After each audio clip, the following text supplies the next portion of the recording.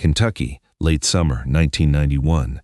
90 acres of hillside, climbing up out of a narrow valley, gray limestone breaking through the thin soil like bone through skin. Nobody wanted it. 3 different farmers had tried it and walked away, and the realtor who finally sold it to Elias didn't even pretend it was good ground. He just said the price was right and left it at that. The price was $54,000 for 90 acres, less than a third of what comparable bottomland was going for 2 farms down, where the soil ran deep and black and nobody had to think twice about what would grow in it. 4 years later, an appraiser would stand at the edge of that same hillside and write down a number that made the realtor's secretary ask him to read it back twice. $400,000. Nobody in the valley believed it at first. This is the story of how that happened and what it cost to get there. Elias was 46. 20 years on county road crews had taught him things no agriculture class ever would. He knew how water moved down a slope after a hard rain. He knew where frost settled and where it didn't. He knew that exposed rock wasn't always a problem. Sometimes it told you something if you knew how to read it. He carried an old yellow surveyor's level, the same one he'd used for 2 decades on drainage jobs, and a notebook full of numbers nobody else would have bothered to write down. Elias was divorced by then, living plain in a small house at the base of the hill, the kind of quiet that comes from a man who's used to rebuilding a life slowly, one piece at a time, without expecting anybody to notice. He wasn't looking to prove anything to anybody. He just needed ground he could afford, and this was ground nobody else wanted. He had enough saved to cover 1 bad season on the hillside, maybe a season and a half if he was careful. Not 3, not 5. The road job would still be there 5 days a week no matter what happened up on the hill, and that steady paycheck was the only thing standing between an experiment and a disaster. The hillside had 3 problems, according to everybody who'd ever farmed it. Too many rocks, too much slope, not enough deep soil to hold a root system through a dry August. Corn had failed there, tobacco had failed there, thin and stunted, the kind of crop that barely covers seed cost. The men who'd tried it had spent years hauling limestone out of the fields by the wagon load, trying to make the hillside behave like the bottomland farms down in the valley. It never did. By the time Elias bought it, the neighbors had already decided what kind of man buys 90 acres of rock for $54,000, the kind who can't afford a real farm. Elias didn't argue. He just started walking the property the way he always did, boots crunching on broken stone, level tucked under one arm. He noticed the old fence lines first, half fallen, grown up in wild bramble and volunteer growth nobody had planted. And along the upper slopes, where the limestone broke closest to the surface, the wild plants looked different, thicker, earlier to green up in spring. He crouched down one October evening, hand flat against sun-warmed rock, and felt heat still radiating up out of the stone a full hour after the sun had dropped behind the ridge. That was the thing nobody else had noticed. The rock wasn't just poor soil, it was a battery. It held the day's heat and gave it back slow, all through the cold hours, warming the air just enough, right along that upper slope, to matter. Elias went back with his level the following week and started citing elevation changes across the whole face of the hill, the same patient way he used to check a road grade for drainage problems. He wrote down every reading, where the slope faced long afternoon sun, where cold air, heavier than warm, would naturally slide down and pool in the low folds of the land overnight, where the soil ran 2 inches deep over solid rock, and where it ran closer to 8. By the time frost came that November, thin and early, Elias walked the hillside at first light and found exactly what his numbers had told him he would. Frost thick and white in the low folds, almost none along the upper contour where the limestone held its heat. He stood there a long while, breath fogging in the cold, looking at a line on the ground that matched a line in his notebook almost exactly. Elias started reading everything he could find about crops that wanted exactly what this hillside had to offer. Not deep soil, not flat ground. Excellent drainage, warm exposure, mineral-thin dirt that would drown a corn crop but suited certain plants just fine. He kept coming back to one answer: lavender. A crop nobody in that part of Kentucky was growing at any real scale, but one that thrived on rocky, alkaline, fast-draining slopes, hated wet feet worse than almost anything, and could turn a frost-prone hillside into an asset instead of a liability if the microclimate was right. It was a strange choice for a Kentucky hillside in 1991. It was also, Elias figured, exactly why nobody else had tried it. He didn't get it right on the first attempt. Eager to make the hillside pay for itself, Elias planted nearly 4 acres that first spring, spread across more of the slope than he'd properly mapped. Summer moisture came in patchy that year, dry stretches longer than he'd planned for, and the young plants in one lower section, a spot he hadn't tested carefully enough, struggled in soil that stayed too damp too long after rain. Deer found the rest, browsing the tender new growth before it could establish. By August, Elias had lost close to half of what he'd planted. He walked the dead rows himself one hot afternoon, kneeling down at plant after plant, roots black and soft where they should have been pale and firm. Standing water, even in ground that looked dry on top, he'd trusted the map too much and the actual dirt too little, and it had cost him a season's worth of starts and a good part of what little cushion he had left.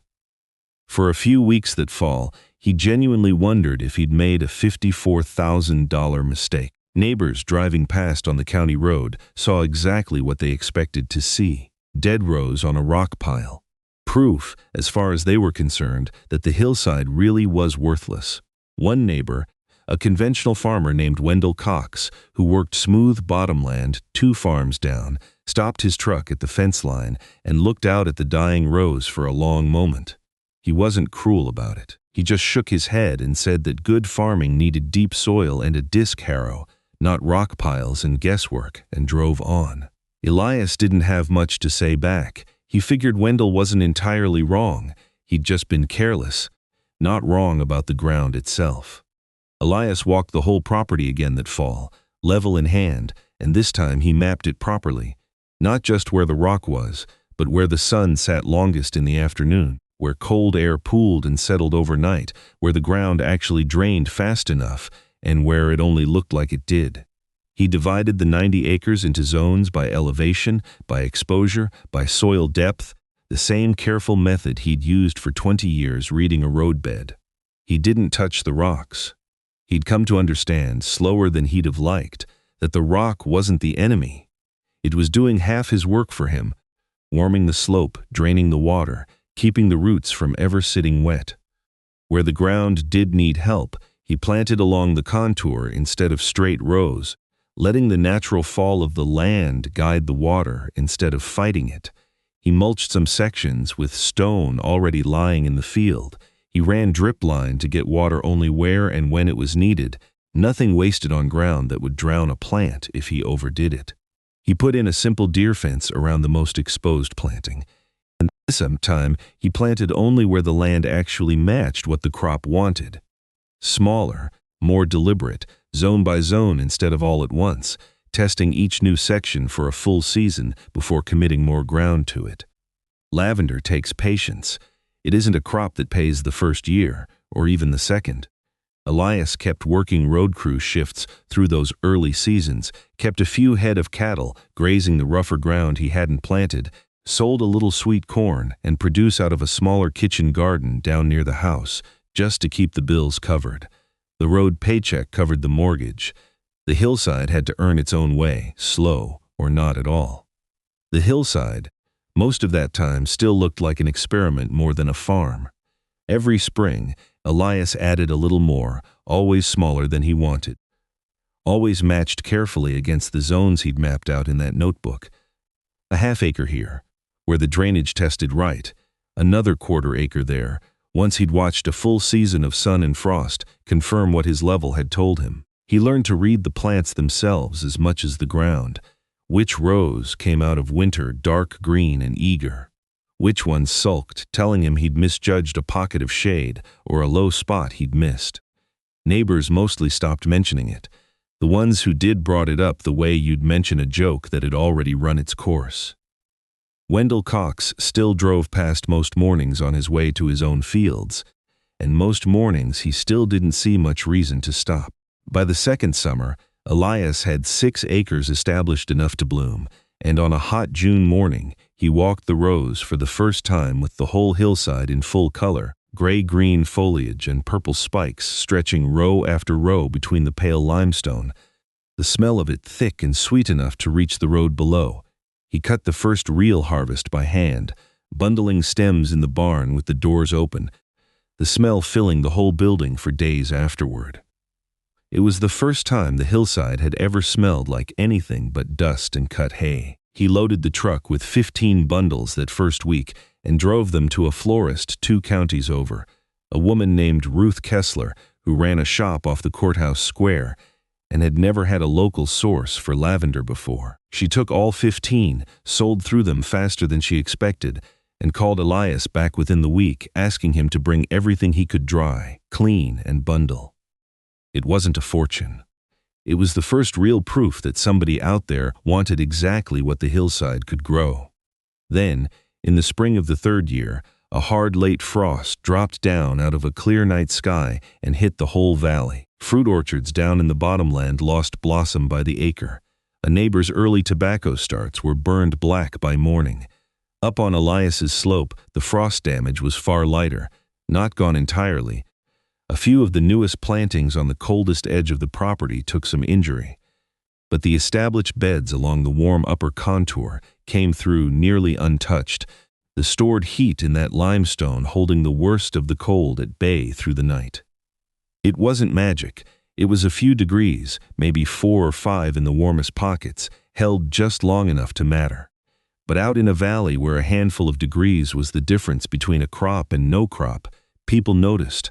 Wendell Cox came up the hillside that week, hands in his coveralls, boots crunching the same broken limestone he used to shake his head at. He walked the rows slow, bent down once to touch a plant that had come through the frost with barely a mark on it, and didn't say much of anything for a long time. Finally, he asked Elias how he'd known which sections would hold. Elias just held up the notebook. "Numbers," he said, "not luck."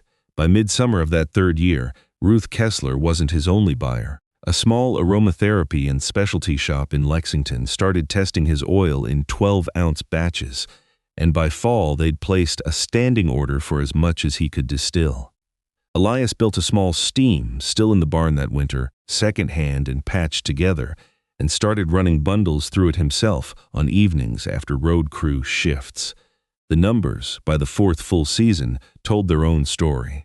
Elias had 14 acres planted across 6 different zones of the hillside by then, roughly 10 of them fully established and producing, the rest coming into their first light bloom. Establishment had run him a little over $3,000 an acre, once fencing, drip line, deer protection, and starts were all accounted for.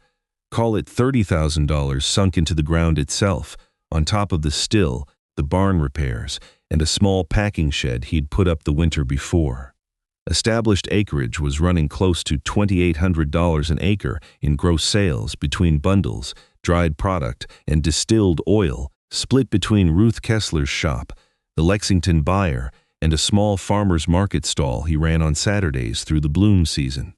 Annual gross revenue off the 10 fully producing acres had climbed past $26,000, with another 4 acres just coming into production and 80-some acres still mapped, tested, and ready to expand into whenever Elias found the time and capital to plant them.